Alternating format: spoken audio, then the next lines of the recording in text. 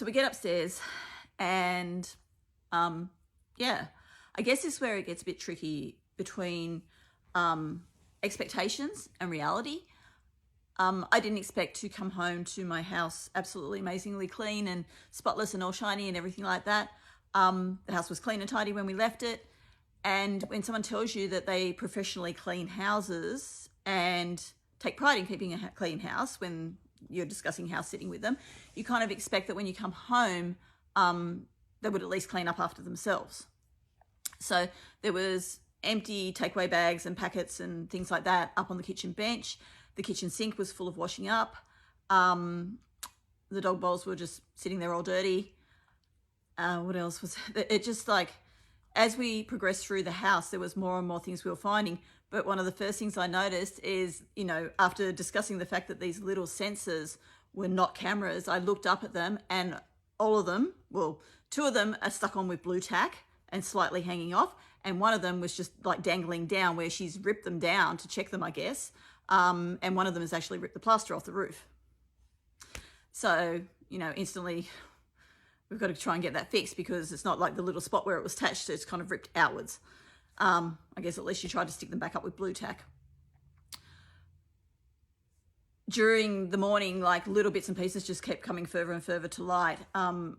Hubby went downstairs to do some stuff and he said, I said, grab the towels, we'll put them in the wash.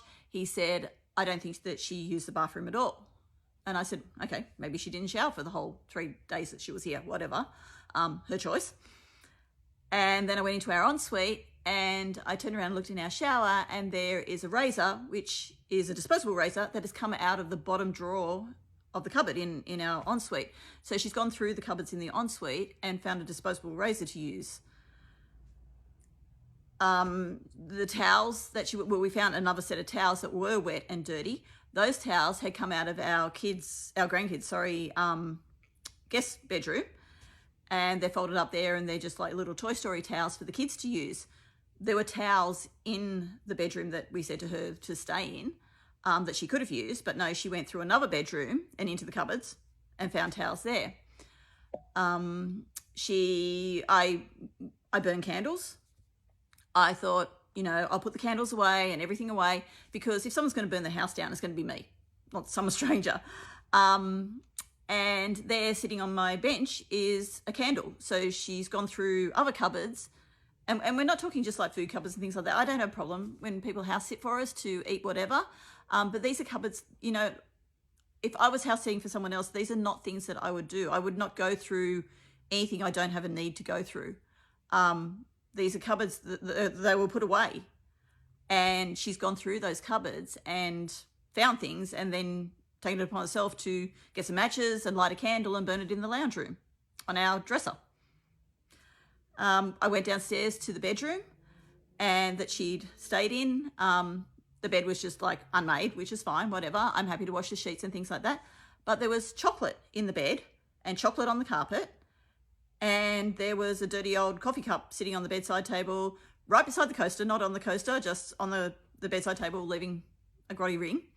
And then we come back upstairs and my husband opens the fridge and he says to me, did you eat this? And he pulls out our granddaughter's Easter bunny, which is half eaten. And I'm like, no. I said, but that would explain the chocolate in the bed because that's what it looks like broken Easter egg. And he said, well, where was it? And I said, it was in the downstairs fridge in the vegetable container underneath other bits and pieces. It wasn't even on the top or sitting in the fridge or sitting in the fridge upstairs. It was hidden away because we were taking it to America with us for the granddaughter who doesn't get to have Australian chocolate.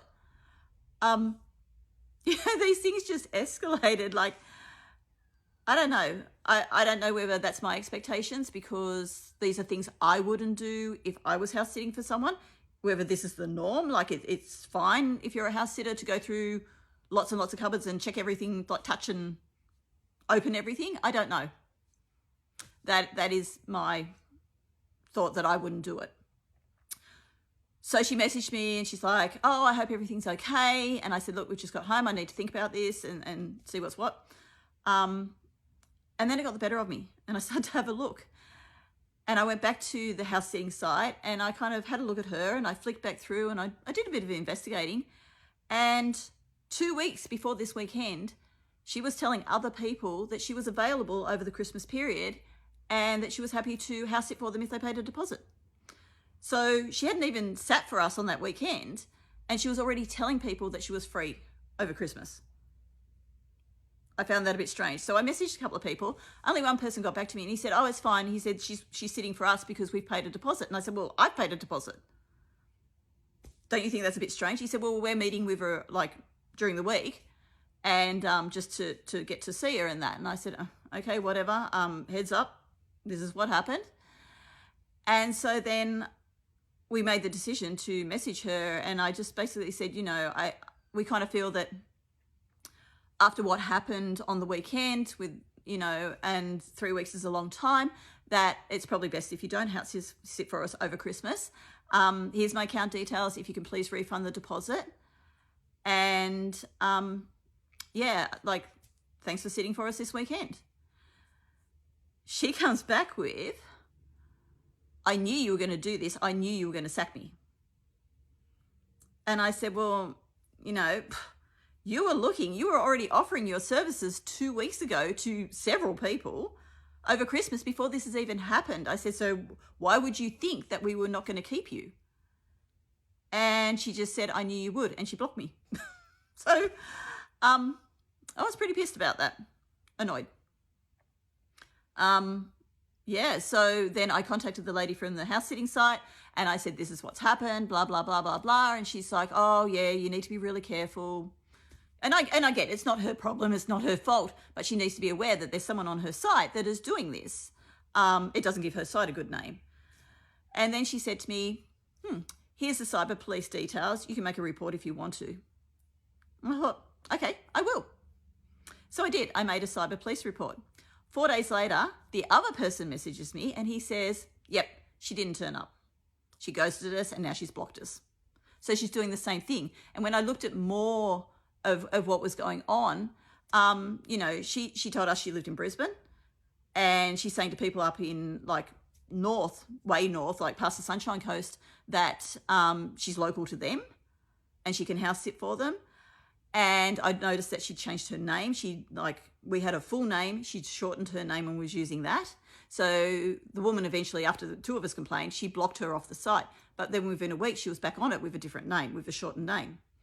And this morning, I went to have a look at the messages because I just wanted to verify a few things before I actually said it. And she's totally changed her name. On the messaging, she's got a whole new name and she's using a cartoon symbol. So, yeah. That's our experience. It wasn't great. But the funny thing is, it's been, so where are we? October 8. I made the report in November, 10 months ago. And this week, the cyber police got back to me and they're investigating her. So it'll be interesting to see what happens now, whether anything happens at all. But I guess a lot of this is on us and I get that. I shouldn't have just read her references that she sent and supplied. I should have asked to contact some of them. I probably should have gone through someone. I know people tell me about all these different sites that you can go through. I should have got her to come to the house and met us before we went. We kind of, I guess, in some ways kind of thought 3 days. It's not big. Yeah. Overall, we've learned a really big lesson. And yeah, it was very disappointing, I think.